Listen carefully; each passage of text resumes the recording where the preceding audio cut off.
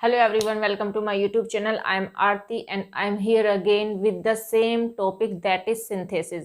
आपको पता ही है कि सिंथेसिस स्टार्ट किया है हमने, जिसमें मैं आपको टू टाइप के सेंटेंसेस बनाने सिखा चुकी हूँ। जिसमें मैंने आपको सिंपल सेंटेंस कैसे बनते हैं, दो या दो से अधिक सेंटेंसेस को कंबाइन करके, एंड सेकंड हमने बनाने सीखे थे कंपाउंड सेंटेंसेस, जिसमें आपको मैंने पूरी डिटेल में नॉलेज सब कुछ इन्फॉर्मेशन दी थी। आई थिंक वो आपने देख ली होगी वीडियो। अगर आपने नहीं देखी तो मैं डिस्क्रिप्शन बॉक्स में लिंक आपको प्रोवाइड कर दूंगी, तो वो जाके आप देख लीजिएगा। और आज हम करने जा रहे हैं कॉम्प्लेक्स सेंटेंसेस। देखिए नाम से ही पता चला कॉम्प्लेक्स यानी कि जटिल, जो बहुत ज़्यादा कॉम्प्लिकेटेड होते हैं, तो they are called complex. But डरने की कोई बात नहीं है, इतने भी कॉम्प्लिकेटेड नहीं है। बस आप अपना माइंड यहीं पे रखिए, प्रेजेंट रहिए वीडियो में, एंड वीडियो के लास्ट तक जरूर बने रहिएगा, सो दैट आपका जो डर है कॉम्प्लेक्स सेंटेंसेस को लेकर वो सारा का सारा खत्म हो जाए, और डेफिनेटली वो खत्म हो जाएगा आपका। ठीक है, तो चलो स्टार्ट करते हैं आज की वीडियो। एंड सबसे पहले हम यही जान लेते हैं कि what is a complex sentence, right. तो देखिए कॉम्प्लेक्स सेंटेंसेस वो सेंटेंसेस होते हैं जिनमें एक प्रिंसिपल क्लॉज होती है। प्रिंसिपल क्लोज मैंने पिछली वीडियो में भी बताई थी, और एक वीडियो और मैंने आपको बताई थी जिसमें मैंने क्लोजेस के बारे में बताया था आपको, तो वहां पे भी बताया था, बट ध्यान से समझ लीजिए अगेन। जिसमें एक प्रिंसिपल क्लोज होती है एंड एक या एक से अधिक सब ऑर्डिनेट क्लोज होती है। और सब ऑर्डिनेट क्लोज हम कहते हैं डिपेंडेंट क्लोज को, राइट। डिपेंडेंट देखिए नाम से ही, यानी कि एक तो प्रिंसिपल क्लोज होगी, ठीक है। प्रिंसिपल क्लोज वो क्लोज होती है जिसका मीनिंग अपने आप में कंप्लीट होता है। अपने मीनिंग को कंप्लीट करने के लिए उसे किसी दूसरी क्लोज के ऊपर डिपेंड नहीं रहना पड़ता, वो कहलाती है प्रिंसिपल क्लोज, जिसे मेन क्लोज भी कहते हैं। इसमें मैंने बताया है कि या तो एक सबऑर्डिनेट क्लोज होगी या फिर दो सबऑर्डिनेट क्लोज होगी। क्लोज तो यस, राइट। डिपेंडेंट क्लोज जैसे कि नाम से ही पता चल रहा है ना, डिपेंडेंट, जो अपने मीनिंग को कंप्लीट करने के लिए दूसरी क्लोज के ऊपर डिपेंड होती है, उसे कहते हैं डिपेंडेंट क्लोज। तो देखिए जब हमारे सामने सेंटेंसेस दिए जाएंगे, सिंपल सेंटेंस ही आएंगे, ये तो आपको पता ही है। दो सेंटेंसेस दे दिए जाएंगे, वो सिंपल सेंटेंस हो गए, या तीन सेंटेंसेस दे दिए जाएंगे, उनमें एक क्लोज को तो हमें रखना है प्रिंसिपल क्लोज, और आगे की जितनी भी क्लोज है उन्हें हमें बनाना है सबऑर्डिनेट क्लोज। बस यही तो खेल है सारा। सिंपल सेंटेंसेस में हमने क्या किया था, हमने सिंपल सेंटेंसेस में, क्योंकि सिंपल सेंटेंसेस में एक वर्ब यूज होती है, फाइनाइट वर्ब, एक सब्जेक्ट होता है और एक ही फाइनाइट वर्ब होती है। तो हमने जो अदर अलग अलग सेंटेंसेस में अलग अलग फाइनाइट वर्ब आई थी, उन्हें हमने क्या किया था, उन्हें हमने नॉन फाइनाइट वर्ब में चेंज किया था। बस यहाँ पे हमें क्या करना है, एक को प्रिंसिपल क्लोज रखना है, और आगे की जितने भी क्लोज है उन्हें हमें चेंज कर देना है डिपेंडेंट क्लोज में, यानी कि सबऑर्डिनेट क्लोज में। तो जब हम ऐसा करेंगे कि एक प्रिंसिपल क्लोज हो जाएगी और एक या एक से ज्यादा सबऑर्डिनेट क्लोज हो जाएगी, वो सेंटेंस कहलाएगा complex sentence. Number second point देखिए, दो या दो से अधिक सिंपल सेंटेंसेस को जोड़कर एक मेन क्लोज व अदर सेंटेंसेस को सबऑर्डिनेट क्लोज बनाते हैं। यही तो मैंने आपको बताया कि जो भी सेंटेंसेस हमें दिए जाएंगे, सिंपल सेंटेंस ही दिए जाएंगे, अलग अलग जितने भी अलग अलग सेंटेंसेस होते हैं वो सिंपल सेंटेंसेस ही होते हैं। तो जब हम उन्हें जोड़ेंगे तो उनमें से एक को हमें सिंपल क्लोज रखना है, यानी कि एक हमें प्रिंसिपल क्लोज बनानी है, और जो अदर क्लोजेज है उन्हें हमें चेंज करना है सबऑर्डिनेट क्लोज में। अब देखिए सबऑर्डिनेट क्लोज तीन तरीके की क्लोज होती है, सबऑर्डिनेट, राइट। तो हम तीन तरीके की क्लोज बनाएंगे। फर्स्ट हम बनाएंगे नाउन क्लोज, राइट। सेकंड बनाएंगे एडजेक्टिव क्लोज, एंड थर्ड हम बनाने वाले हैं एडवर्ब क्लोज। बस यही है सारा का सारा खेल, यही है जहां पे हम इन तीन तरीके की क्लोजेस को बनाना सीखेंगे। और जब हम इन क्लोजेस को बनाएंगे तो वो क्लोज हमारी बनेगी सबऑर्डिनेट क्लोज।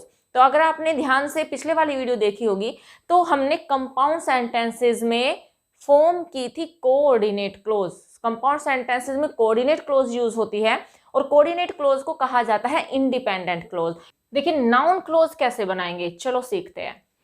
देखिए सबसे पहले आप ये देख लीजिए, जो ये वर्ड्स यहाँ पे दिए गए निम्न शब्दों से शुरू होते हैं, जो नाउन क्लोज होते हैं, क्योंकि हमें नाउन क्लोज तो बनानी है, नाउन क्लोज बना के हमें उसे सबऑर्डिनेट क्लोज बनाना है। तो ये जो सारे के सारे वर्ड्स मैंने यहाँ पे नोट किए हैं, बस आप इनको याद कर लीजिए। कुछ भी है, कुछ भी नहीं है नाउन क्लोज, इनको याद कर लीजिए, और उनका साथ में हिंदी का मीनिंग भी याद कर लीजिए। देखिए मैंने आपको शुरू में ही यही कहा था कि जब भी आप सिंपल सेंटेंस बनाओ, या फिर कंपाउंड सेंटेंस बनाओ, या फिर कॉम्प्लेक्स सेंटेंस बनाओ, तो जितने भी सेंटेंसेस हमें दिए गए हैं जोड़ने के लिए, आप उन्हें पहले हिंदी में ट्रांसलेट कर लीजिए। हिंदी में ट्रांसलेट कीजिए सारे के सारे सेंटेंसेस को, और उसके बाद आप ये सोचिए कि आप कैसे उन सबको कंबाइन कर सकते हो। बस यही है सारा, आधा तो प्रॉब्लम यहीं पे खत्म हो जाती है। तो देखिए जब भी हम नाउन क्लोज बनाएंगे तो हम ये सारे के सारे वर्ड यूज करेंगे। कैसे, देखो दैट का यूज करने वाले हैं और दैट का मीनिंग होगा की। जैसे मैंने कहा कि इधर आओ, तो क्या वर्ड यूज हो उसमें, की। अगर की आया है तो समझ लीजिए नाउन क्लोज है वो। नेक्स्ट वेदर का हिंदी का मीनिंग होगा की क्या। हु का मीनिंग भी क्या होगा, ये नहीं कि सेंटेंस में की भी आएगा और कौन भी आएगा। मैंने पूछा कि वह कौन है, राइट, तो मैंने पूछा कि वह कौन है, तो क्या सेंस आया निकल के, की एंड कौन। वेयर, की कहां, उसने मुझे कहा कि तुम कहां गए थे, राइट, तो उसने मुझे क्या कहा, कि तुम कहां गए थे, तो की भी आया और कहां भी आया। हु का मीनिंग भी क्या होगा, कि कौन। मैंने कहा कि वह व्यक्ति जो वहां बैठा है कौन है, देखो की आया एंड कौन आया। नेक्स्ट वाई, की क्यों। मैंने पूछा कि तुम क्यों वहां पे बैठे हुए थे, मैंने पूछा कि तुम वहां क्यों बैठे हुए थे, तो की भी आया और क्यों भी आया। हाउ, की कैसे, उसने मुझसे पूछा कि ये काम तुमने कैसे किया, तो उसने मुझसे पूछा कि तुमने ये काम कैसे किया। तो देखिए की भी आया और कैसे भी आया। विच, की कौन सा या कौन सी। हमने टीचर से पूछा कि आज हम कौन सा चैप्टर पढ़ने वाले हैं, तो टीचर से क्या पूछा, कि हम कौन सा, है ना, चैप्टर पढ़ने वाले हैं, तो की आया एंड कौन सा आया, कौन सी भी आ सकता है। एंड वोट का मतलब होता है जो कुछ, ठीक है, तो वोट का मतलब क्या होगा, जो कुछ, बस कुछ भी नहीं है नाउन क्लोज, बहुत सिंपल है। इनका यूज करके आप देखोगे कि अरे नाउन क्लोज से आज तक हम डरते आ रहे थे, वो तो कुछ है ही नहीं। बस आपको ये वर्ड्स याद रखने हैं, कौन कौन से, that, whether, who, where, who, sorry मैंने हु 2 बार लिख दिया है यहाँ पे, डजेंट मैटर। तो that, whether, who, where, why and how, which and what, ये ही बस, ये ही याद कर लो, ये ही अपने माइंड में सेट कर लो कि अगर हमें कॉम्प्लेक्स सेंटेंस बनाना है और नाउन क्लोज से जोड़ना है तो हमें इन वर्ड्स का यूज करना है। सेकेंड रूल देखिए इसका, हिंदी में जोड़ने पर नाउन क्लोज का अक्षर से शुरू होता है। अभी जैसे मैंने आपको सेंटेंसेस बोल के दिखाए थे, जब भी कोई भी नाउन क्लोज अगर होगी तो वो का का जो अक्षर है उससे शुरू होगी। जैसे मैंने कहा कि तुम कौन हो, तो किससे स्टार्ट हुआ, की से स्टार्ट हुआ, का, तो की से आगे का जो पूरा सेंटेंस है, कि तुम कहाँ थे, तो आगे का सारा जो सेंटेंस है वो नाउन क्लोज है। समझ में आई बात, कि तुम कहाँ थे, वो वाला सेंटेंस। नेक्स्ट रूल देखें, यदि किसी सिंपल सेंटेंस का सब्जेक्ट दिस दैट हो, यानी कि कोई भी सेंटेंस है जो सिंपल हमें दिया गया है कंबाइन करने के लिए, उसमें से कोई भी सेंटेंस जो सिंपल सेंटेंस है उसका सब्जेक्ट या तो दिस हो या फिर दैट हो, तो जब हम उसे कॉम्प्लेक्स सेंटेंस की प्रिंसिपल क्लोज बनाते हैं, उस वाले सेंटेंस को जिसमें दिस और दैट दिया गया हो और उसे हमें क्या बनाना है, प्रिंसिपल क्लोज बनानी है या मेन क्लोज बनानी है, तो क्या करेंगे, दिस और दैट को इट में चेंज कर देते हैं।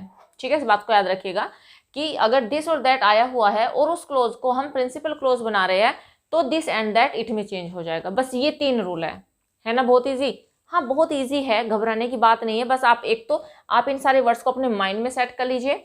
ये सारी बातें मैंने हिंदी वाली जो है कि वो नाउन से स्टार्ट होगी ये। अब देखिए अभी आपको थोड़ा सा अटपटा लग रहा होगा कि अरे ये क्या, समझ में कुछ आ ही नहीं रहा है, तो देखिए सारे के सारे एग्जाम्पल के साथ में कर लेते हैं, सारा का सारा कॉन्सेप्ट क्लियर हो जाएगा आपको और आप कहोगे कि ये तो बहुत ईजी था, हम इनसे ऐसे ही डरते आ रहे थे आज तक। तो चलो इनको हम विद एग्जाम्पल समझते हैं। अब ये जानिए कि जो नाउन क्लोज होती है वो कैसे वर्क करती है। ये बस मैं एक छोटा सा ओवरव्यू आपको दे रही हूँ, इसके बारे में कुछ ज़्यादा लंबा चौड़ा नहीं बताने वाली हूँ, बस सीधा डायरेक्ट एग्जांपल पे हम चलेंगे और ये सारे के सारे आपको वहीं पे इजीली समझ में आ जाएंगे। तो देखिए जो नाउन क्लोज होती है वो किसी भी सेंटेंस के सब्जेक्ट का भी काम कर सकती है। सेकेंड, वो एक एज ऑब्जेक्ट का भी काम कर सकती है, कोई भी सेंटेंस है तो किसी भी सब्जेक्ट के ऑब्जेक्ट का भी काम कर सकती है, राइट। नाउन क्लोज क्या कर सकती है, वो प्रेपोजिशन के ऑब्जेक्ट का भी काम कर सकती है। नेक्स्ट, जो प्रपोजिशन जो नाउन क्लोज होगी वो वर्ब के कॉम्प्लीमेंट का भी काम करेगी।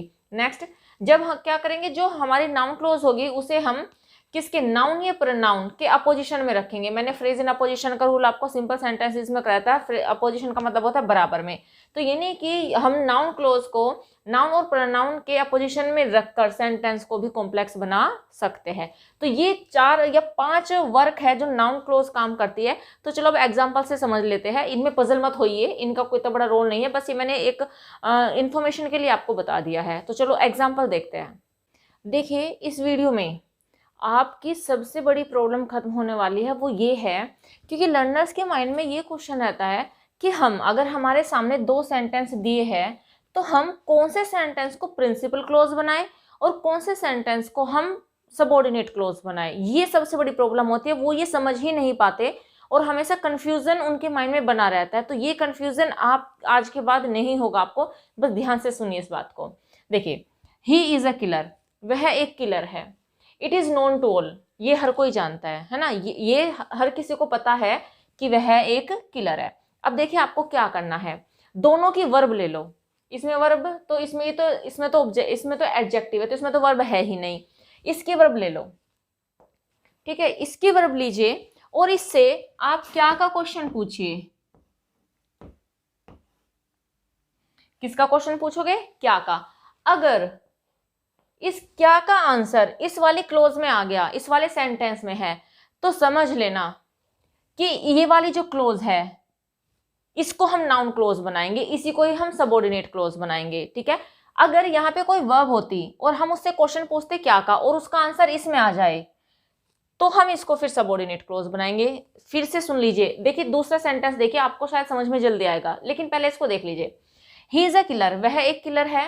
It is known to all, ये सबको पता है। तो ये वर्ब है, यहाँ पे हम इससे क्वेश्चन पूछेंगे क्या पता है, क्या पता है, क्या पता है कि वह किलर है।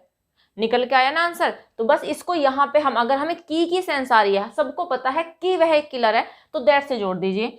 दैट ही is a killer comma is known to all, हर किसी को पता है। तो इट क्या है, ये बात कि वह एक किलर है, ये पूरा का पूरा इट इस चीज के लिए लगा है कि वह एक किलर है, ये सबको पता है। तो इट को हटाएंगे और ये पूरा का पूरा यहां से लेके यहां तक ये सब्जेक्ट हो गया इस सेंटेंस का, और ये इसका प्रेडिकेट हो गया, ठीक है। तो यहाँ पे इस वाले सेंटेंस में नाउन क्लोज ने काम किया है सब्जेक्ट का, कि वह एक किलर है, सबको पता है, ठीक है। अब दूसरा सेंटेंस देखो, ही से समथिंग, दोनों में वर्ब है, देखिए इसमें भी वर्ब है।